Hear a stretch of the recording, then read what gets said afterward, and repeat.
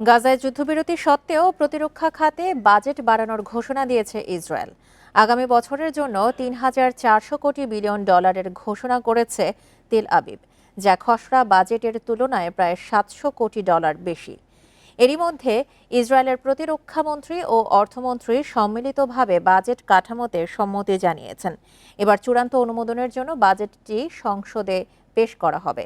Budget বাড়ানোর বিষয়ে প্রতিরক্ষামন্ত্রী ইসরায়েল কাটজ বলেন, সামরিক বাহিনী তার যোদ্ধাদের চাহিদা পূরণ এবং সংরক্ষিত সেনাদের ওপর বোঝা কমাতে এমন পদক্ষেপ নেওয়া হয়েছে। এর আগে 2024 সালে গাজায় হামাস এবং লেবাননে হিজবুল্লাহর বিরুদ্ধে লড়াইয়ে ইসরায়েলের খরচ হয় $3,100 কোটি।